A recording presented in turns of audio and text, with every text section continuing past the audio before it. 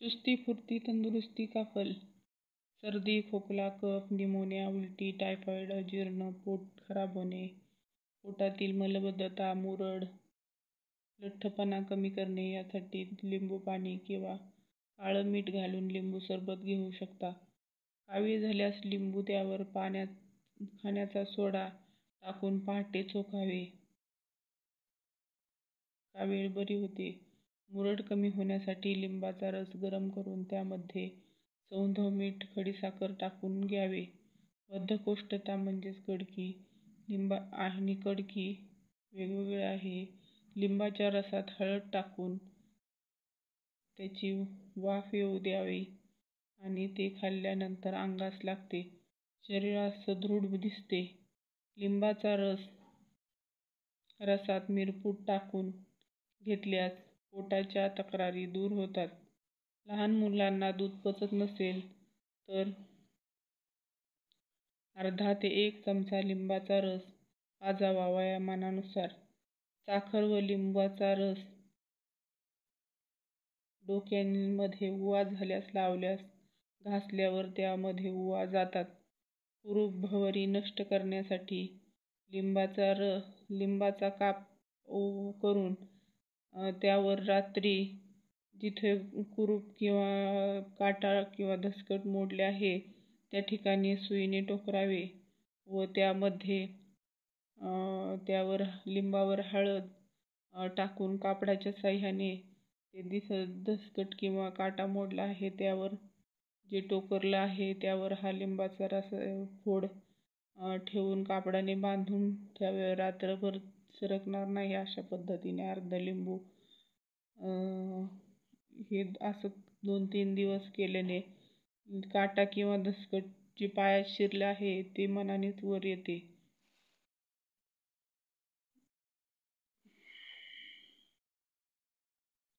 म्हातारपणी, अर्धांगवायू, तसेच डायबिटीस, त्वचेवरच्या सुरकुत्या, उष्णतेमुळे स्किन डॅमेज होणे इत्यादी त्रास लिंबू पाणी पिल्याने दूर होतात. रक्ताची कमी, अनिमिया म्हणजेच चक्कर येणे दूर होते. कॅन्सरपासूनही बचाव होतो. मळमळ, छातीत जळजळ होणे यामध्ये देखील लिंबू सरबत किंवा लिंबू पाणी उपयोगी पडते. तज्ज्ञांच्या मते गुडघ्यासाठी लिंबू टॉनिकचे काम करते. हृदयासाठी, उच्च रक्तदाबात रामबाण आहे लिंबू पाणी.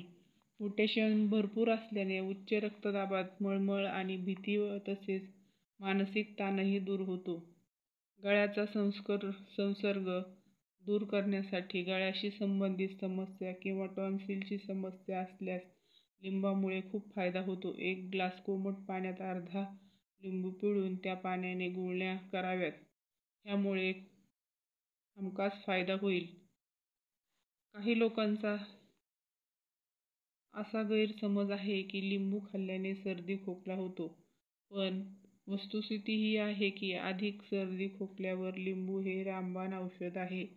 खूप सर्दी झाली असल्यास 2 लिंबांचा रस उकळून कोमट केलेल्या पाण्यात अर्धा लिटर पाण्यात घालावा. त्यामध्ये मध घालून गोड करून रात्री झोपताना घ्यावा. रोग्यास द्यावा. वाऱ्यावर फिरू नये. कोमटच प्यावे व लगेच झोपावे. त्वचा सुरकुत्या, उन्हापासून संरक्षण, रक्ताची कमतरता दूर करते लिंबू पाणी. त्वचेची हानी टाळते. नायट्यामध्ये लिंबू रस, कापूर आणि खोबरे तेल मिक्स करून लावल्यास नायटा दूर होतो. त्वचेवरील काळे डाग लिंबू सोडा लावल्याने दूर होतात. चेहऱ्यावर लिंबू आणि मध लावल्याने चेहरा गोरा आणि सुंदर होतो. सर्व प्रकारसाठी उत्तम, त्वचेसाठी उत्तम आहे. अगदी ज्यांना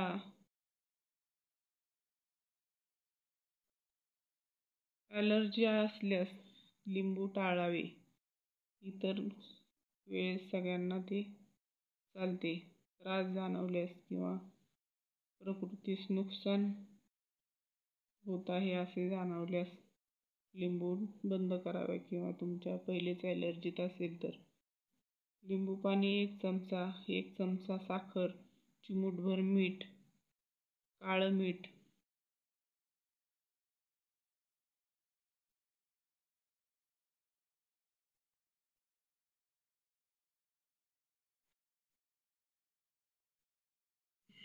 फायदा करते आपल्याला लिंबू पाणी.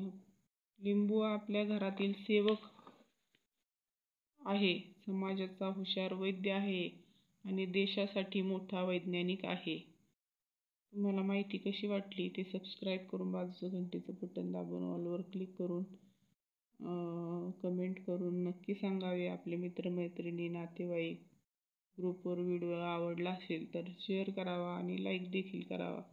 हे सगळं फ्री आहे. राधे राधे. जय श्रीकृष्ण. जय गुरुदेव. श्री गुरुदेव. धन्यवाद.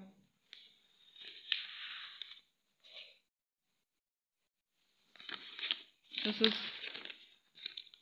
लिंबू अजून कशात उपयोगी येते तर त्वचेचे खवडे आलेले असल्यास खोबरे तेल 10 मिली आणि लिंबाचा रस आणि 2 ग्राम कापूर त्यावर लावल्याने खवडे बरे होतात.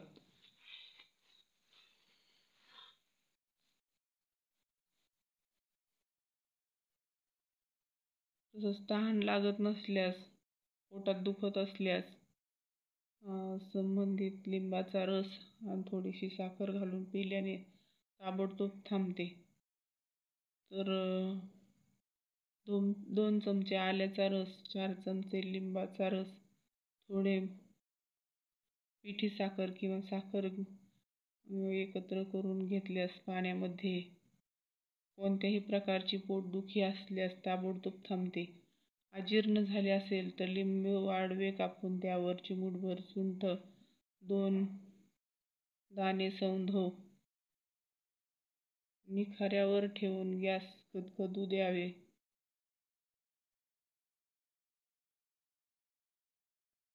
आणि कोमट झाल्यावर वारंवार चोखत राहावे. अजीर्णापासून होणारा विकार, ओकारी, करपट-ढेकर, पोटफुगी वगैरे विकारावर साप नाहीसे होतात. कृमी असतील पोटात म्हणजे जंत नेहमी थोडे थोडे दुखत असेल तर दिवसातून 3 वेळा लिंबाचा रस 2-2 चमचे पीत जावे. कृमी 4 दिवसात नाहीशा होतात. सांधे दुखत असल्यास, फार मेद वाढून श्वास लागत असल्यास, धाप लागत असल्यास, पित्त पडत असून खोकला येत असल्यास त्यावर लिंबू रस 1 चमचा साखर घालून घ्यावी.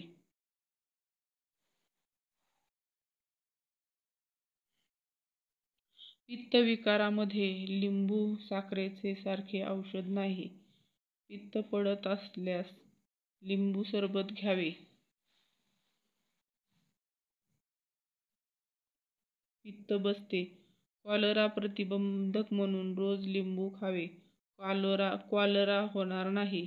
लिंबूची राख, वाळलेले लिंबू जाळून तयार केलेली राख मधात घालून चाटण एक वरचेवर चाटीत गेल्यास उचकी थांबते. ओकारी ही ह्या राखेचा फार उपयोग होतो. लिंबाचे सरबत नित्य शौचास साफ होते. दिवसेंदिवस म्हणजेच भूक कमी लागत जात असेल विकार रोज रात्री भोजनानंतर झोपण्यापूर्वी लिंबू सरबत घ्यावे. अर्धा ते 1 कप पाण्यामध्ये 1 चमचा लिंबू रस, साखर थोडीशी आणि थोडे काळे मीठ टाकून 5-7 दिवस असे घेतल्यास नित्य शौचास साफ होते आणि लागलीच भूकही वाढते. लठ्ठपणा कमी होण्यास नित्य जेवण झाल्यावर 10 मिलीग्राम चमचे लिंबाचा रस 1 कप ऊन पाण्यात घालून घेत जावे. 42 दिवसाच्या आत मेद साफ झडून जातो. हा प्रयोग वैद्याच्या सल्ल्याने करावा. खवडे होत असल्यास मगाशी सांगितले आहे. लघवी होत नसल्यास लिंबाच्या बिया ठेचून बेंबीत भराव्यात व वर ताकाची अगर थंड पाण्याची धार धरावी. लघवी होते व लहान मुलांना 6 वर्षाच्या आतील मुलांना हा प्रयोग फार लागू पडतो. ज्यांचे पित्त पडत नाही, डोके दुखते, त्यांनी सकाळी पित्त ओकारी काढीत जावे. म्हणजे जिभेवर सकाळी 2 बोटे ठेवून पडजीभ लोटावी, मागे पुढे सरकवावी. शेवटी पित्त कफ पडते. आजारी पण दूर होते. डोकेदुखी पित्तामुळे होत असेल तर ते आंबट पाणी पडते. हे म्हणजे पित्त व पांढरा कफ असतो. लिंबू शरीरास योग्य बांधा ठेवते.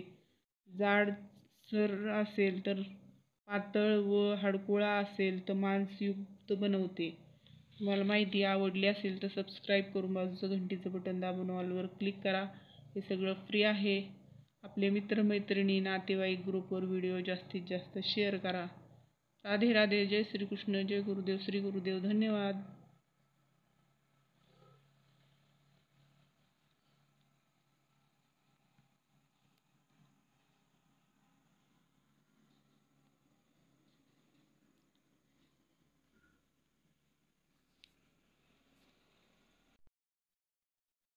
हे 15 नियम पाळा. आयुष्यभर निरोगी राहा आणि आरोग्यदायी राहण्यास सकाळी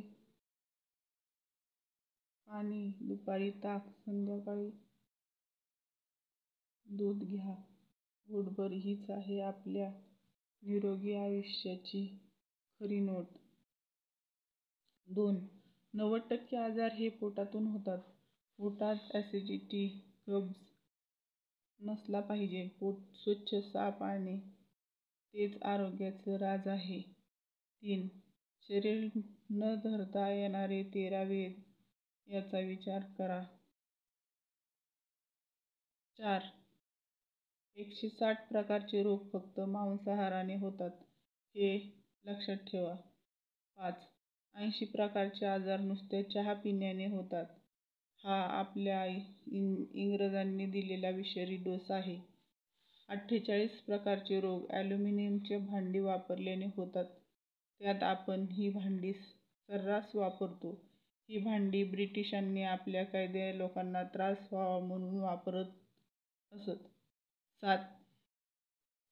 तसेच दारू, कोल्ड्रिंक, चहा याचा अतिसेवनाने हृदयरोग होऊ शकतो. मॅग्नेट, गुटखा, सारी, डुकराचं मांस, पिझ्झा, बर्गर, बिडी, सिगारेट, पेप्सी, कोला यामुळे मोठे आतडे सडते. जेवण झाल्यावर लगेच स्नान करू नये. यामुळे पचनशक्ती मंद होते, शरीरात कमजोर होते. केस रंगवू नका. हेअर कलर केल्याने डोळ्यास त्रास होतो, कमी दिसू लागते. 11.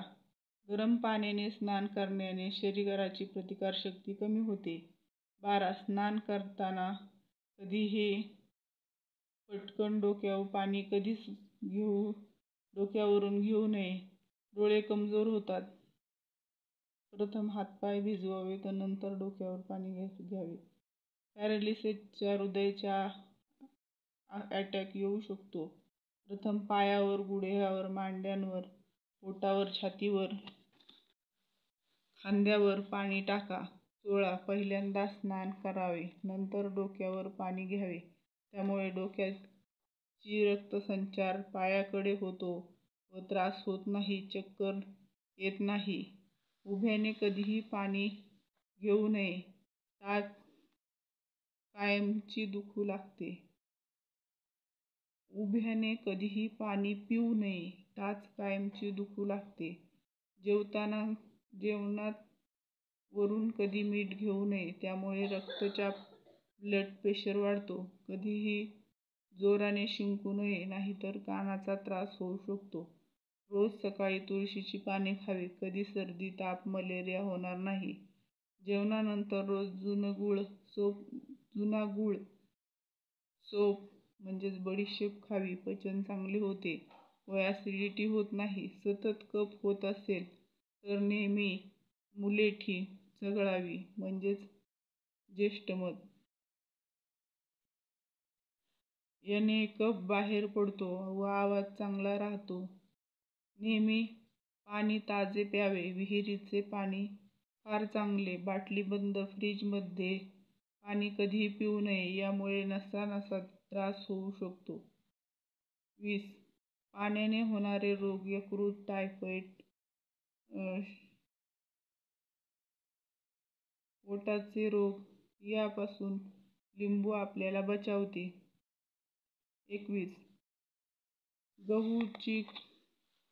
गव्हाचे कोंब खाण्याने शरीराची प्रतिकारक शक्ती वाढते. 22. स्वयंपाक झाल्यावर 48 मिनिटांच्या आत खावा, नाहीतर तो पोषक तत्वे नाहीशी होतात. 23. मातीच्या भांड्यात स्वयंपाक केल्याने 100% पोषक तत्व, काशाच्या भांड्यात स्वयंपाक केल्याने 97% पोषक तत्व मिळतात. पितळाच्या भांड्यात स्वयंपाक केल्याने 93% पोषक तत्व मिळतात. ॲल्युमिनियमच्या भांड्यात स्वयंपाक केल्याने 7 ते 13% पोषक तत्व असतात. 24. गव्हाचे पीठ 15 दिवसापेक्षा जुने वापरू नये. 25. 14 वर्षाखालील मुलाला मैद्याचे खाद्यपदार्थ, बिस्किट, समोसे इत्यादी पदार्थ खाऊ घालू नयेत. 26. खाण्यात सैंधव मीठ सर्वश्रेष्ठ, त्यानंतर काळे मीठ, त्यानंतर पांढरे मीठ. हे मीठ फार विषारी आहे.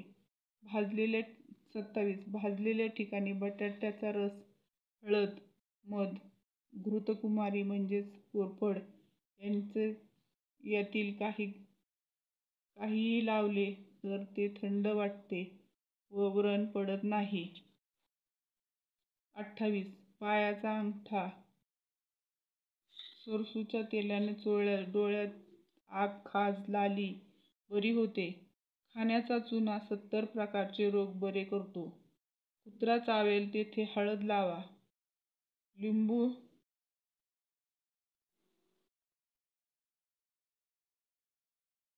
सरशी तेल, हळद, मीठ एकत्र करून दात घासल्यास स्वच्छ व सफेद होतात. सरसो तेल. सर्व दाताचे आजार बरे होतात. डोळ्याचे आजार जेव्हा असेल तेव्हा दात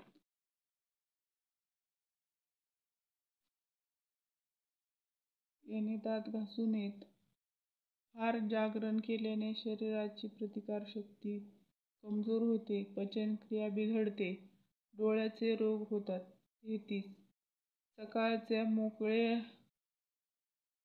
भोजन राजासारखे म्हणजे पोटभर, दुपारचे भोजन राजकुमारासारखे म्हणजेच लहान मुलासारखे, रात्रीचे भोजन भिकाऱ्यासारखे म्हणजेच खूप कमी. हेच उपाय आपल्याला कामी येतील. तसं कोणीच कोणाचं नसतं या जगामध्ये. म्हणूनच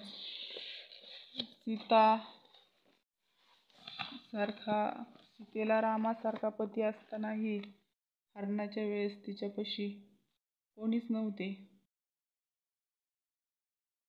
द्रौपदीला 5 रक्षक असूनही वस्त्रहरणाच्या वेळी तिच्याजवळ तिचे कोणी नव्हते. राजा दशरथाला 4 पुत्र असून अंतसमयी राजाजवळ कोणी नव्हते. लंकाधीश रावणाजवळ सर्व काही होते, मरताना जवळ कोणी नव्हते. भगवान श्रीकृष्णाला सर्व शक्तिमान होते, बाण लागला तेव्हा जवळ कोणीच नव्हते. अभिमन्यूला प्रेम करणारे सर्वजण होते, चक्रव्यूहातून काढणारं कोणीच नव्हतं. या जगात आपलं कोणीच नाही. आपले कर्म चांगले ठेवा. माहिती आवडली तर सबस्क्राईब करून बाजूचं घंटीचं बटन नक्की दाबा, जेणेकरून पुढील येणाऱ्या नवनवीन व्हिडिओची माहिती तुम्हाला लगेचच मिळेल. आपले मित्रमैत्रिणी, नातेवाईक ग्रुपवर व्हिडिओ जास्तीत जास्त शेअर करा, जेणेकरून त्यांनाही याचा लाभ होईल व तेही आरोग्य संपन्न राहतील. राधे राधे. जय श्रीकृष्ण. जय गुरुदेव. श्री गुरुदेव. धन्यवाद.